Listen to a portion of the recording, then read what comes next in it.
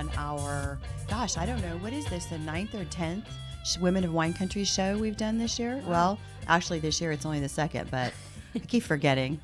But yeah, we're getting up there. Once a week is going to go fast. Awesome. Yeah. So welcome to Women of Wine Country. I am your host, Terry Wells Brown. I am the author of the series Women of Wine Country. And you are joining us here at TVOSJ, the voice of San Joaquin Community Radio, 89.5 FM, KBCC Tracy. We are a local nonprofit multimedia community broadcasting network. And I have my beautiful guest here, Miss Farah Jolly of the Klinker Brick family, and I invited her to come onto the show because we have my second book release party coming up next Friday. Next Friday. So it's open to everybody. It's just a small event. We're having wine tasting and some cheese platters and just a lot of laughter and fun and talking about the books. And I will be there to sign books. But I'd like to introduce the Klinker Brick family, who's been so big in my whole Women of Wine Country authorship. So welcome to the show. Thank you for having me. I'm really excited to be here. Yeah. So tell us your title. Yeah, so I'm VP of Sales and Marketing for my family, but we're 6th generation grape growing family, and we started the winery in 2000. So I oversee all sales for us, international and domestic. Wow, that's really cool. Yeah. So you're 6th generation, Mm-hmm. but the winery's only been in existence since 2000? 2000, correct. So about 20 years. Mm-hmm. We're on our 20th anniversary. That's awesome. Yeah. Is this year your 20th this year anniversary? Is 20th anniversary. So what month is that? We're planning for June. So June. We're going to do some fun events in June. Oh my gosh. Well, you'll have to come back and promote it. Yeah, I'd love to have you back here for that. Yeah. Wow, June. That's great. Mm-hmm. 20 years. So you grew up doing this. Born and raised. That's awesome. 6 generations. So now, did you guys buy the winery from someone, or did you create the winery? We created the winery. My parents started the winery in, again, 2000, but we were looking at doing something different than just grape growing. So we started the winery and never looked back. Oh, that's awesome. Yeah. So now tell me all the family members that are involved. So it's my parents, and then my husband and I, and then my sister-in-law is our wine club coordinator as well. Oh. So, and everybody at Klinker Brick is family. Yeah. So it's really a close-knit community, and we're all a big family. Yeah. Well, I have to say, so one of the reasons that we connected was because your mother read my books and she recognized your winery in my books. So when I first started writing, I already had the stories, but I wanted to set them in our wine appellation, because the whole premise of Women of Wine Country when I started it was to promote the area, right? I had traveled all over the world and had, we don't get any representation at all, right? We're overshadowed by the big fancy Napa labels, right? We're the new region. Yeah, we're the new region, right? Even though we've been doing it you've got 6 generations here, right? Yeah. So we're still new. But that's okay. That's all right. Hey. We're Somebody doing really well. That's Yeah. right. Yeah, we're doing really, really well, though, I feel like. I do too. So so your mom got a hold of my books, basically. She got a hold of my first book. And I don't even know how she must have bought it off Amazon. Yeah, it was Amazon. I remember her saying something. She goes, I think this is a book that's based on Lodi wineries. I said, oh, check it out. And she, found you at, 1 a.m. in the morning? Yeah. She was just saying that she read it and recognized where she got to. Yeah. Luckily, she's an avid reader, right? Yes, she is. Yeah. And she's just been great, I have to say. Oh, she good. didn't want to come on today. Her name's Lori Felton. She didn't want to come on today, but she's here. And I love her to pieces, I got to say. Okay. I'll never forget, she's in actually my video that they put together at the first book launch, and she plops down like this stack of books for me to sign, and I was like, okay, first, I love you. Had to get a book for everybody in the family. That's okay. That's awesome. I'm so happy. So I want to talk about a little bit, and I also feel like it's perfect that the second book release party is at Klinker Brick. So how I came to know Klinker Brick is I had a girlfriend at the time taking me to all the different wineries, showing me the wineries close by because I wanted to give some visuals. And at the time, I didn't know how everybody would feel, the winery owners would feel about seeing their wineries replicated in the books. So I didn't take any one thing. I mean, I took bits and pieces of wineries instead of saying this winery is here and this is da da da da da. Now it's been a great reflect. I mean, I've gotten such great responses from everybody, right? Everybody's like, put my winery in the next book, hey, this would be a great place to kill somebody off right here, Yeah, exactly. I'm serious. That's hilarious. Like they're coming up with like, okay, this would be a great place to crash a car, They're giving you ideas for the next book. Yeah, well, they are, absolutely. Or like, you could totally burn this section of the vineyards down, and this is what you would need to do it. Now, luckily for me, I had a section in the first book where I burned part of the old Zen, but I had a firefighter that I was talking to who kind of helped me make sure that I got it, because vineyards are not actually that easy to catch on fire, and they don't really want to stay on fire either. So he helped me with that. That's stuff. awesome. Yeah. So I probably know way more about killing stuff. And it's like, do you ever see that meme that goes around? Well, maybe not, because you're not an author, but there's this meme that goes around author groups where it's like somebody types in, I wonder if the FBI knows that I'm really a writer. And the FBI text message the person says, yeah, we know. Do you need some help with the next work? My husband's like, don't Google this. No. Don't Google that. I'm like, I mean, maybe there's got to be like an FBI place I could call to say, okay, I'm going to be Googling on how to get rid of a body. I'm doing it for a buck, just kind of like, I promise, let them know. I swear, just just don't bust my door down and hurt my dogs, I'm sure they do know that kind of stuff, though, right? I would assume so. There's a lot of authors out there. There are, and we're all mysteries. looking stuff up. Yeah. So I'm way off topic. Oh, sorry about that. This is my brain, my author brain rambles. But yeah, having the second release party at the Klinker Brick was so important to me, and I'm grateful that you were able to come. Yeah, it was awesome. Your mom, I thought I was going to keep it low key, and I didn't want to like take any presumptions that you guys would be willing to have it at your place or anything. And we do a monthly wine tasting anyway. The Women of Wine Country group does, and so I had asked the girl Renee who schedules it. I said, when we're going to do Klinker Brick, that's when I'll do the release party for Lawyer and Liar, because I want to do it at Klinker Brick, and I wanted it to be low key. And just so happens now. And then your mom saw that, and she's like, hey, let's do more. Let's do cheese. Let's do this and that, which I love. That's good. Yeah, because I think I approached it as wasn't sure how involved the wineries and the winery owners would want to be with this. And that's okay. I didn't want to step on toes or presume too much. And then I think the feedback that I've gotten has been so spectacular that it's been a nice, That's great. Yeah. Awesome. So I want you to tell me about something. In my first book, the thing that really got your mom, knew for sure it was the Klinker book. I had a girlfriend that took me around to all the wineries, and when I saw the statue, the water feature that you guys have in your brick courtyard, I knew that was going to be epic in my first book. It had to, because it was so iconic. And anybody who read about it, if they knew anything about our wine region, would know where that was at. And so I wanted to do little things like that instead of just calling out a winery and saying, hey, this winery is here, Yep. That it would still, if we have readers that come from out of the area, and we do have readers that come from out of the area to see the area now, they show up, they can find it and see it, right? But yet I'm still not like 100% talking about one specific winery, just in case somebody got upset. Exactly. So do you know what that one feature was?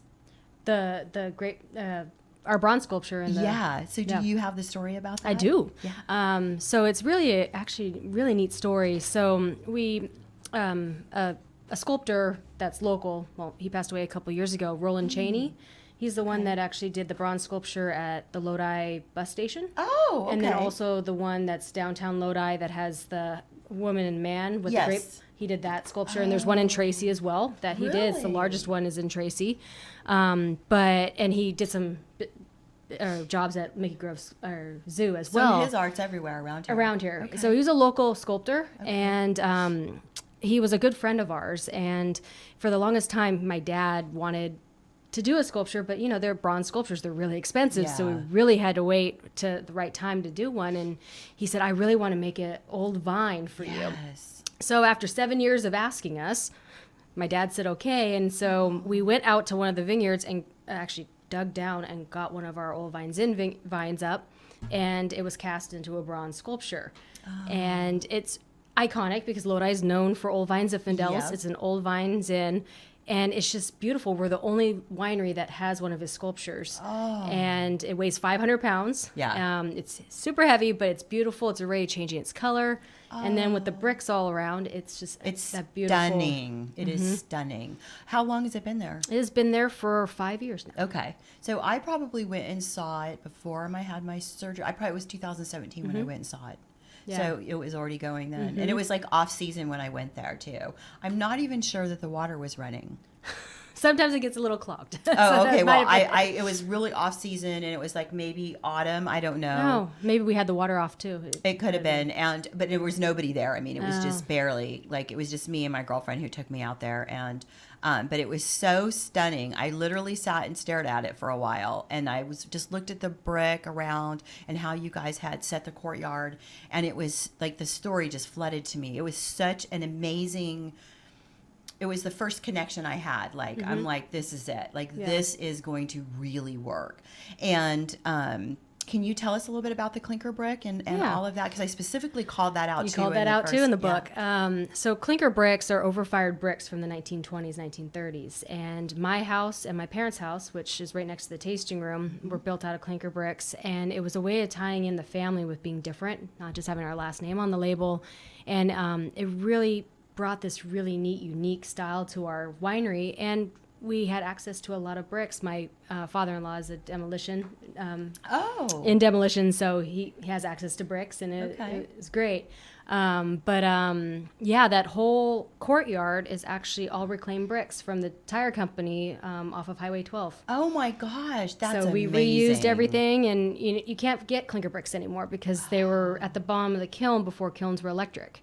So now they're just perfect bricks that have just color put into them, and so they're not that unique style anymore. So we're always looking for, if anybody has any reclaimed bricks, give us a call. You're always looking for Yeah. them. So when you say overfired, so you're talking about something that cannot be reproduced anymore. So it's the brick that sat at the bottom of the kiln that would get overcooked so that it would reach the top. So those are the most desirable because they have the most color variances. Molten looking color variances. Oh, and those like little lines in them, is that also the same? That's all the same, and then there's sometimes we'll have the molten look to them. Yeah. I've heard stories of kids trying to climb the walls because they can think they're rock climbing. Yeah. But yeah, they're really unique, and around Lodi, I think there's probably at least on east side of Lodi, I can say there's probably 20 homes made out of Klinker bricks. So were they desirable, or were they cast-offs when they were first made? Nobody really wanted them back then. Oh. Because they were they home weren't away. perfect. Yeah, they're free because they weren't perfect. Everybody wanted perfect bricks. Right. Now they could be $12 a brick because you have to Lord. tear down the building, clean it, palletize, and then truck it wherever it needs to go. Yeah. So they're now really expensive. Yeah, and so now you have a unique influx because of your father-in-law. Oh, wow. Thank goodness. Everybody's cool. going to be getting a hold of him now. Don't tell anybody who Don't he tell is. anybody. But if everybody who's watching knows, the Klinker Brick Winery is always looking for Klinker bricks. So if you come across them, Let us pick them know. up first. Yeah. Yeah, for sure. That's awesome. Yeah, so pretty unique. Yeah, so the winery opened in 2000, and that was 20 years ago. So you must have been like, what, 10? Oh, that's sweet. Yeah. No, I was in high school. Oh, wow, really? Okay. Well, but I mean, you were still a kid. I mean, I you're was still young. So you grew up then, and so is that the only place you've ever worked has been for the winery? I had summer jobs and everything, of course. Yeah. But main job. I came in 2009 after graduating from University Pacific, and worked my way up through everything. Wow. Worked in the office, and I ran the tasting room for a while, wine club, and now I oversee all sales.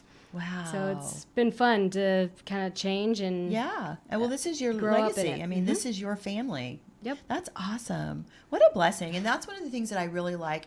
And I want to say, for the most part, most wine regions are boutiques, right? I mean, it's mostly family-run or couple-run wineries. There's only a few that are mega corporations nowadays, right? Well, especially with Lodi, everybody is generational. Yeah. It's fourth, fifth, or sixth. There's a handful that came in the last 10, 15 years and bought vineyards and started a winery, but it's a small community. You don't see that very often in other regions. Right. And I think that's what kind of gives Lodi one up. Yeah, exactly. I agree with that. A little more down-home feel. It is. It is. I think it's an amazing region. I'm so thrilled to be part of bringing kind of awareness and like hopefully we can get some national exposure to our wine region. Although the wineries are doing it on their own. When I first started Women in Wine Country, we didn't have, this has been several years now. A lot has happened even in the last 5 years, but especially the last 10. Oh yeah. We continue to grow and expand and your wines are bringing recognition as well because you guys have gotten such amazing wines out there. I mean, you really are doing an amazing job. Thank you. You're taking good care of our community, and all the communities that thrive on the wine region, it all feeds each other. So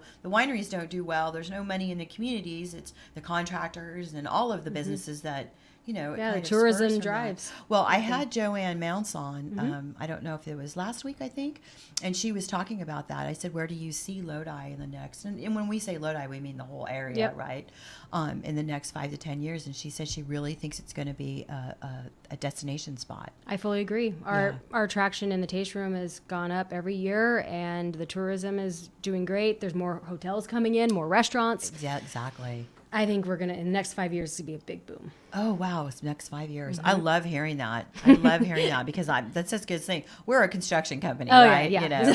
I mean, you don't make a ton of money on your books unless you're like J.K. Rowling or, Dean Koontz or somebody. And I'm not. You never know. You never know. And I'm happy to do what I'm doing. Yeah. I'm just saying, this is my side hustle, right? Yeah. but that says a lot for the construction company because we depend on the revenue that you guys bring in. I mean, it starts somewhere, right? The money just doesn't build more homes, build everything. Yeah, exactly. More hotels, build all of it.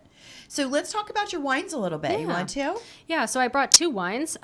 So the first one, the white one, is our Albarino. Ooh. So this is the 19 that was just bottled about a week ago. Ooh. So I'm really excited that's coming back because we sold out in May of last year. Wow. So we've been out for a long time. Albarino is becoming the white wine of Lodi. And there's about 9 wineries that produce one. And we're really excited to have ours in the national market. And it's been doing really well. The second one I brought was our Cabernet. And Cabernet, we're always known for Old Vine Sin. That's what people know us for. Yeah. And so I really wanted to show off the Cabernet because Cabernet is the second largest varietal in Lodi. Yeah, I'm not sure how well you can see the bottle and the label, and if you can see it a little bit better, can we see it? Maybe. I don't know. It's pretty dark, but it's stunning, and I love the Klinker brick on there. Like, we have to tie in the theme. Well, and I feel like also the brick goes with the history. I mean, Lodi is a lot of history. We do. You've got a lot of like Woodbridge, and you've got a Campo. You've got a lot of like little towns that have a lot of history. Yeah. And all of the buildings are brick. Yep. Right. So that's right. It incorporates kind of our region as well as the history of our region and kind of where Lodi started way back in the day. Yeah, exactly. Because we didn't start with wines. We started with watermelons. Watermelons. We were the Klondike watermelon capital of the world. Yeah. Until and then we went to cherries, right? We have grapes came in, and then we had cherries, and then now there's tomatoes and everything being grown. In Lodi. I didn't know that. But yeah, watermelon started it. So I thought we had 87 wineries. I would assume that's about right. Yeah. Maybe we might be pushing 100. That's what somebody had said. They said, well, I think we're closer to 100. And I thought, wow, that's interesting. Because when I wrote this book, we were at 87. Yeah. I would assume we're probably more like 100. And that includes wineries that only have 200 cases produced every year to the big guys. Yeah. And so how many do you guys produce every year? We're almost at 100,000. Wow. So we're one of the larger wineries in Lodi. You really are. But I didn't know that. This is exciting. I have a big deal here. And they just act like regular folk, you guys. They're just nice people. That's Lodi, though. You're right. You're absolutely right. We're all farmers at heart. Yeah. I mean, and you can tell. And that's what really is the soul of our region, right? We are all farmers at heart. You guys all. It's so generational, right? We haven't had a bunch of lawyers move here to start wineries. Yeah. Right? This has all been hard work and blood, sweat, and tears. That's right. Going through the downturns and going through all of the things. So cool. Well, that's interesting. Okay. Rita Hill says, looking forward to seeing you at Klinker Brick. Woohoo, Rita. Awesome. So now, do you know Rita? Mm-mm. You know what, Rita? I have a challenge for you, Rita Hill.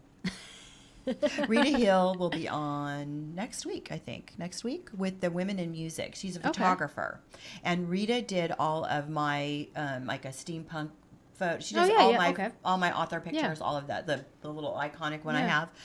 I met Rita because she did a women and wine exhibit, and somebody put my name in the hat for that because I was writing the books. And but it wasn't women of wine, it was women and wine. So it was like a broad spectrum of us from all different walks of life, but we all love our wine, right? Because let's face it, that's what we're here, right? I mean, let's be clear, it's all about the it's wine. All about the wine.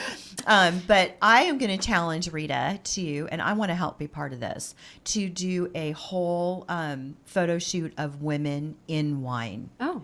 Women who are working as winery owners like yourself and your mother. And because there's so many women in the industry holding big roles. Used to be just the men were, I had a girlfriend that had, and I don't know what the name of the winery is, but it was a winery in St. Helena. And she was the winemaker. Her husband was just the big shot money guy. And she was always so upset because everybody always wanted to talk to him. Well, and in Lodi, there's a lot of women winemakers and a lot of family members that are women that are running the family businesses. So that would be great. That would be really exciting. I agree. I feel like it should be women and wine. Women of wine. Let's see if she said anything. She hasn't said anything yet. She's like, oh my no. God, she's got me in something else. Then she could do like a whole exhibit tour of all, and like do a show everywhere the wines are. She had the Women in Wine exhibit at my launch party. Okay. But there was so much going on at the launch party and so many people showed up that I feel like, and it was 1,000 degrees. Packed and it was really hot. I feel like you got the wine slushy and then you listen to the music, because you didn't have any more energy to do much more because it was so hot. Yeah. But So Rita, sorry about that. I just signed you up for a new, she's going to be like, do you know how expensive that is? Yeah, right. Anyway, but it would be great to showcase, and I think fun. it'd be really cool. Yeah. I wonder if I should do like a whole Women of Wine series and just do like take a month. Is there a like iconic month in the wine industry? I have to look into that. I know like there's Zinfandel month, there's Women of Wine, but I don't know. I mean, wouldn't it be fun though? It would be fun to find a month. You find a month do and some then research. and do some research and then like do one winery per show, or a couple wineries. That'd or be whatever. really neat. It would be, and just hear the story. I'd love to promote women. I think we are we carry the weight. We carry the weight with laughter and we carry the weight with tears, but we carry it, right? Yep. And so, that would be fun. I think I'm going to do that. So let's talk about what's going to happen next Friday. Are you guys ready for us? We're ready. All right. So I think we're going to bring some cheese platters and some goodies. I'm going to ask all my ladies to bring something because last time I did this, I had these women show up and they made food out of the wine from that winery. That's really cool. It was way cool. And we devoured every single drop of it, every crumb. We were licking our fingers and the whole bit. So we'll put that out there. And I'm going to have now, so I don't know if I told you, or if you know this, you probably don't know this. You're too busy and you've got too much of a life to follow everything I put out on social media. But I ordered the Women of Wine Country Lawyer and Liar books from my printer to come for the book signing. Awesome. And they were damaged and sent back. Oh, no. Uh-oh. So now we're waiting to see if they show. They're supposed to show the rush shipment that I had to pay twice as much for to get them is supposed to be here tomorrow. Oh, so good. So fingers crossed, but now it's storming and raining and all of the things. So they'll be here. They'll be here. Okay. Yeah. From your mouth to God's ears, they're going to be here. So I'm super excited about that. And so it'll be January 24th, and it's at the Klinker Winery, and it is going to be food, wine. Everybody has wine tasting. We're going to I think I'm going to probably buy a couple of bottles and set them on the table. Is that okay to do that? Yeah. I'll buy a couple of bottles and set them on the table, but everybody's going to do their own wine tasting. And then I'll have the books for sale and book signing there as well. So that'll be a lot of fun. So do you guys have any other events coming up that you want to promote? Currently, our next one's the Big Wine and Chocolate. Oh, that's right, in February. What date is that? Ooh, it's the 8th and 9th, I think. 8th and 9th. I think. It goes both days? Yeah. So we get like huge amounts of traffic. Most residents Locals steer clear of Hawaiian chocolate. I made the mistake of going out one year. The first year I wanted to do this, so my first idea of doing Women in Wine Country was I was going to do a channel. It was going to be a YouTube channel. And I had a group of women, and we were going to do events and video the events at different wineries to promote the region. That was the whole idea. And at that time I was working all the time and, didn't have a lot of other things going on except for work and doing this. And so the first thing we did is go out to see how we would all do. And we didn't video, but we did take pictures. We went to a wine and chocolate, and we ended up only being able to get to I think we went to Lucas. No, not Lucas. We went to Watts Winery. Janice Lucas was still working there at the time. And we went to Burkhold, and we went to Van Ruten. I think there was I feel like there was one more we went to. Anyway, there was so many people. It was impossible to get to a whole bunch of places. Yeah. And it was packed everywhere we went. And I was like, you know what, this isn't really for us. And then I had people kind of make fun and say, locals don't actually go to those, right? But it's great for the region to have them. It is great for the region. And with us, we actually split it. So now it's the events at the winery. Okay. And the taste room is still open for regular business, but it differentiated and separated everybody, which was really you good. Get half and half. Is that what it is? So we'll be open for the regular public at the taste room, and then all wine and chocolate comes to the winery, and we have it in our cellar room. So the winery is at a different location? So our production facility is on Woodbridge Road. Oh, in my neck of the woods, Your neck of the woods. So where are you in relation to Thomas Allen? Thomas Allen is all the way on I-5. We're on by 99. Okay, so you're down by where... Lodi Vintners is where our facility is based. Oh, okay. So that's by where Woodbridge Mondavi used to be. Right across from Fields family. Okay. Yeah. There are a lot of wineries out there at that point. I need to go back out there. I have not There's been 80, out there. 80 some wineries. Yeah, I know. I mean, it's hard to get to all of them, right? Oh, I mean, it's going to be impossible. Yeah. There's not enough time for me to get to everyone. Yep. So you tend to stay with the ones that are your favorites or your friends, or you know what I mean. You identify with a few of them, and then those are the ones you work with. The last time I've been out there was back when Robert Mondavi was still alive. He was still owned it before Constellation took it over, and they used to make these little port cherries. Yes. Oh my! I remember those. Those were the downfall of me and chocolate. Oh, they were so good. I never really liked chocolate until I ate those. Oh, yeah. No, I remember those were delicious. And we just found an old Porto bottle. Did you? I was going through my dad's cellar and found, I think it was 1998 or something like that. This was back in that time. And I'm like, ooh, and he's like, don't touch it, don't open it. Yeah. We have to try it sometime. It's going to be so good. So. I had an old port bottle, and it was this was way before Woodbridge or Lodi, the wine region, had even blown up. I don't even know where it was from, but it had nuns on it, like 2 nuns or blue nuns or something like that. I don't know. It was in a black tin, and it was my husband's. I got it when I got him. That's how old it was. And it sat, because I liked the tin. It was cool. So I sat it in the window, because I had this big picturesque window. I sat it in the window for a really long time, and the sun beat down on it we're talking 15 years. And finally I was like, you know what? We got to get rid of this thing. It's going to blow up someday, right? Oh, no. Because it was just a decoration. Yeah. So he pulls it out. He's like, well, I hate to just throw it away and not even try it. So he opens it up. It was the best dang wine I've ever had in my life. And I don't know what we did by letting it sit in the sun in its tin with the sun beating down on it. It was so flippin' delicious. Huh. You never know. I love those types of surprises coming from a cellar or looking at older vintages. Yeah. I mean, and then he was upset because we opened it, right? And didn't have another one. Exactly. That's exactly. I'm like, well, the next one won't taste anything like this because it won't have the history of sitting in the windowsill for so long. It got moved 4 different houses. Oh my gosh. Maybe that was moving it around all the time. So now tell me, does Klinker Brick do you guys do dessert wines? Do you have We sweet? do. We have we have a semi-sweet. We call it it's the Vorgänger. It's a German blend. And it's it's semi-sweet, so it has a little hint of sweet. It's not like a Riesling. But then we also have our dessert cab. I love So it's dessert. a late harvest cab. Okay. Okay. Yeah. It's really delicious. Not super sweet, but has that sweetness. I'm not a fan of big port wines, so I really love ours because it has that. At first, it tastes like a regular wine, and then it has that sweetness on the back. Back end, yeah. I say I'm a big dessert wine girl. I love the sweet wines. Oh my gosh, I love them. I love them like blue cheese. If they're paired with a cheese, I love it. Yeah.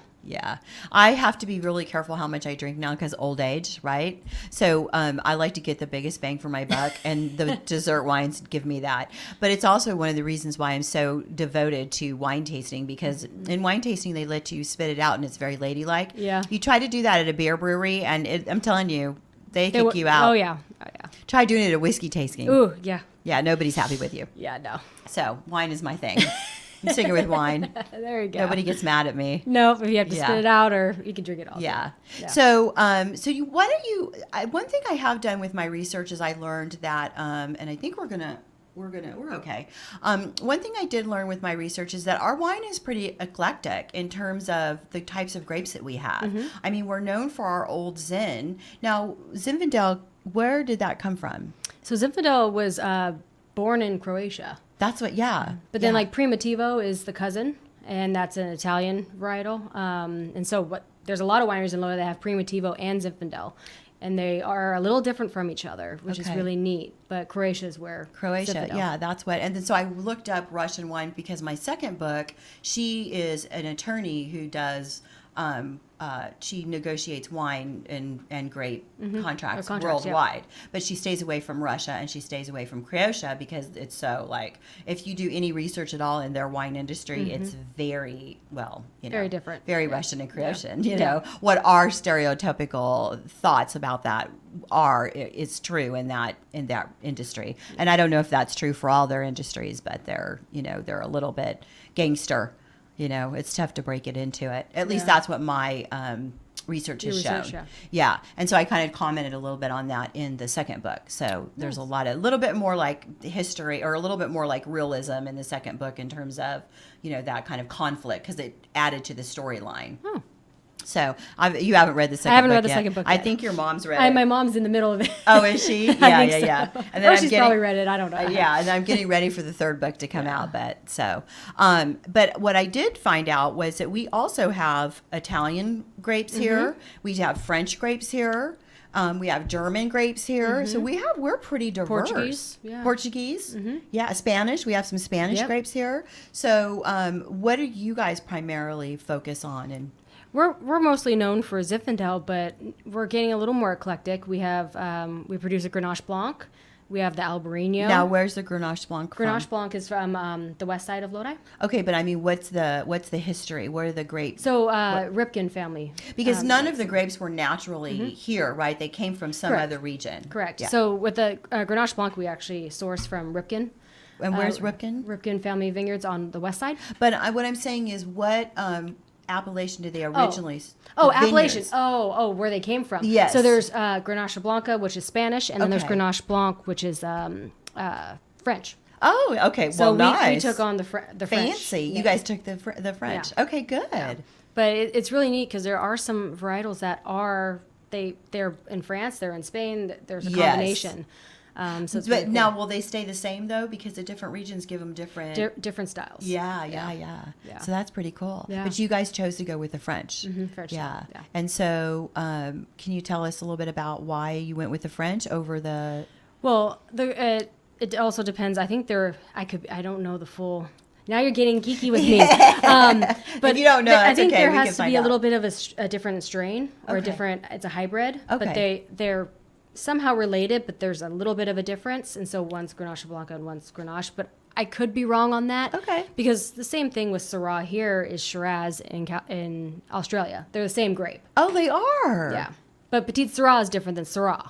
But Okay, see now you're so now we're way going geekier than I am. I don't know any about that stuff. But that's what I don't really know about. I have to do. Now you got me wanting to do. Now some you're going to research do about some Grenache research. Blanc. That's okay. You know what I think I'm going to do? I think what I'd like to do is when we do a month of women, I want to do a wine tasting. Yeah. So like if we have Klinker come back, have you and any other women that are part of it that want to come, and we'll do a wine tasting on air. I have to get permission, but we'll do a wine tasting on air, and you could talk about the varietals and kind of the history and that kind of stuff. So that'll be kind of That'd be cool. a lot of fun. And I think the audience would love to see that. That Oh, would yeah. be really fun. Let's see. We got a lot of people. Oh, you've got some fans. Oh, Connie Simpfendorfer. Hey, Connie. Let me see. Looking forward to seeing you all. Okay, that's it. Yeah. All right. Well, awesome. So let's see. What else do we need to go over? What wines are you suggesting that we do for the wine tasting? What can we expect when we come over? Well, I guess it depends on which wines that everybody likes, but I would try our old vines in, our Cabernet, our Albarino will be there, and our Rosé. Rosé is fun. It's really light in color, very French style, and dry. It's not sweet, but it's really beautiful. And then, of course, a dessert wine for you. Yeah. You have to try the dessert I'm going to wine. have the dessert wine. And So- probably the Vorgänger, so it has a semi-sweet white. Okay, yeah, I'll try that too. So when we've gone to some wineries, it's been like they give us a list of wines that we can choose from. Yep. And then other ones, they say, okay, you can choose this many from this board. Yep. So it's like different. How do you guys do it when we come in for wine tasting? It depends on the event, and I'm not sure. I think I have to talk to Jerry because Jerry's, I think, helping you guys with that. I don't know. I don't set them up. But usually it's off our list, and you get to pick like 5. Oh, I see. Okay, so it's the same kind of thing where this is what we have available. These are the ones that you can pick off of. You can pick off of. Cool. And so now you said that it's the white wine that you guys are lucky. This is the 2019. 19. Now, my understanding, I watched this movie called Bottle Shock. Have you seen it? Love it. It's great, isn't it? One of my favorite movies to watch, and I always have to have a glass of wine while I'm watching it. Yeah, the gal Renee, who is actually having surgery today. So Renee, if you can hear this and you're seeing this, our prayers are with you. Connie, do you need to RSVP?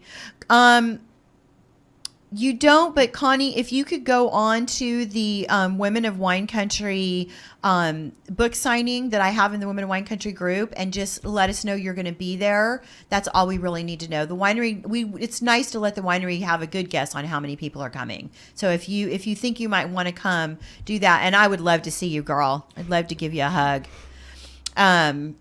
Kind of lost my train of thought. Oh, now white wine is different than red wine in the sense where the red wine has to sit for a while in the barrels, right? Correct. But the white wine doesn't have to sit. And can you tell us a little bit what the difference is? Of the aging or Yeah. So with white wines, you don't have to lay them down too long because you call it's bottle shock. And with ours, they're in stainless steel, so there's no oak, and you don't really have to process them as much. So the whites I actually was working Tahoe Market the day after it was bottled, and it was tasting great. Wow. So it's really neat because with the reds, it seems like sometimes you have to wait 6, 8, 9 months. I know with our cab, we lay it down for 8 months before we release it. So it gets really shocky. Now, when you say lay it down, what does that mean? What does that Lay it down terminology- means that you just keep it in the case. Well, I guess it could mean 2 different terms. If you're talking about somebody's private wine cellar, they're laying it down for a couple of years to wait till they want to drink it. If it's 5 years down the road after they bought it, when I say lay down, it's when we're waiting to release it. Okay. So usually it's between a month to 6, 7 months before we release the vintage into the market. Now, does your wine sit in barrels? Mm-hmm. All of our reds do. We do French and American oak depending on the wine, and ranges between 16 and 20 months. 16 and 20 months. Okay. Just depending on what it is that you're going after. But then with the white, it's a stainless steel tank that you store that in. It does not go into a Correct. barrel. So like right now we're on the 2016 vintage going into 2017 of reds. Now we're on 2019. So this was crushed last year and it's in the bottle in January. And ready to drink. sell. But your reds are from 2016. Isn't that interesting? And so what is your ratio red to white? We are probably about 80% red. Oh, okay. So you're very small amount of white. And the only real difference is the skins, right? And then how it's processed? The varietals that are white are for white. Oh, white I wine. see. Okay. So I guess, yeah, I still have a lot to learn. I'll probably never learn it. Like, it'll always be learning. You're in a good region to learn. No, I know. And that's why try to learn it all, Yeah. right? Learn a little bit at a time. Exactly. Yeah, because it's fun. And best way to learn is go wine tasting and I taste know. different wines. I'm super excited. Yeah, I'm super excited. Yeah. So the book that I'm working on right now, I'm actually going to be doing another event at the Bellini Estates is really Klinker brick. Now I've built it up and I added a little bit of I know I want the kitchen. yeah, I bet you do. I bet you do. I wish we had that kitchen. I know, And the banquet hall. I know it's a really nice setup I gave them, right? Yeah. I know. When I was writing it, I actually thought, boy, if any of the winery women ever read this, they're going to be like, "Where's that winery?" I was like, wow. Like, this is the best winery I've ever seen. Because I gave the house and I gave the event and the wine tasting, and then there were 4 buildings. The winery, Yeah. winery, yeah, 4 buildings facing the thing. courtyard. Yep. I lost my train of thought again. Well, what I did was I added some of Viaggio on there. Yeah. So that makes sense now. Yeah. yeah, the part where she goes out and they take, and she's fine. They don't want to give everything away, but they take her. The guy takes her. That is a part of Viaggio. Have you been to Viaggio? Long time ago. Well, they have like this big grassy area where they have these concrete steps that you step down, and they're kind of Romanesque. And it's this big grassy area, and then the river is just beyond that. And so that area I just added into the Bellini Estates, which is Klinker brick. Yeah. So I have no idea why I told you that. Oh, well. Yeah. Insight. Yeah. So, but anyway, yeah. Well, because the third book I'm writing. Oh, there you go. So this is author brain. This is why you have to have an editor. Because I write like that. Somebody said, I think my friend Kathy Woods Bacher said it was I had a stream of conscious thought constantly. It was a unfiltered stream of conscious thought. So, yeah. Anyway, in the third book, they're doing another event at Bellini Estate. So in the third book, they're doing another event there. Oh. So I'm actually Bringing it back to Klinker brick. I'm bringing That's it back. awesome. That's right. I am using this next wine tasting and doing a little research while I'm there to see kind of how the wine tasting is and stuff, because we're coming back to the place, back where it all started. Really cool. Yeah, I'm really excited. excited about it. Yeah. So, well, I think we're going to have to wrap it up here. We've got I think just a few minutes left. Is there anything that you'd like to tell everybody? That's for the 24th. Yes, Connie, that is going to be the 24th. So January 24th, 2 p.m. at Klinker Brick Winery. It is a Friday. We're doing the wine tasting and we're doing a book signing for the second book, Lawyer and Liar. So, and I will have a limited amount of books there available, God willing, to buy. Otherwise, you can bring them from Amazon, and I am happy to sign anything that you bring. And you could even bring your first book if you weren't able to make the first launch party. You can bring that book, and I'm happy to sign that as well. But what was I going to say again? Here, I did it again. If I had any questions. Yeah, do you have any questions or anything you want to say? I think we've covered it all. This is the Comic Hour with Terry Wells Brown. You never know. That's maybe the next Just thing. It's a comedy show. It should be, huh? Yeah. Today and was glass kind of funny. wine. Well, And I hit you guys right at the door, too. I was like, what was I saying? I don't know. Okay, let's go back to the first thing. So, yeah, it's just me all day. Gotta have fun. Gotta have fun. Well, thank you for coming on the show. Thank you for having we really me. appreciate you. And I'm excited to read the third book that's coming out, too. Thank you. So have you I haven't read started the this one second yet, so I have to do the second and Are third. you going to be there on the 24th? I will be for a little bit. Oh, good. Yay. Yeah. Okay. Well, I'll have a book for you. Awesome. Yeah. All right, everybody. Well, thank you so much for joining this crazy hour that we've had here. And thanks this gal for being my sidekick on this crazy hour that we've had here. And once again, if you want to go out and do any wine tasting, check out Klinker Brick Winery. They are amazing. They're an amazing family, and you wouldn't know they were as big as they are. What times are your wine tasting? We are 11 to 5 every day. Every day. Every day. Day. Every day. Wow. And then you want to give us your wine tasting address? Yeah, so our taste room is located 15887 North Alpine Road. Yep. in And that's, Lodi. I didn't even know that you actually had two different winery and tasting rooms. So that's interesting. I think in the book I put the winery across the street or something. Which I would love, but I know, wouldn't that be so you know, easy? Yeah. it'd be so easy. Yeah. So again, January 24th, the Lawyer and Liar release party. You can get the book on Amazon, or you can come and get it from me there. And I also will have it available at the Woodbridge Florist in Woodbridge. So thank you so much for joining us, and we'll see you next week. Thanks.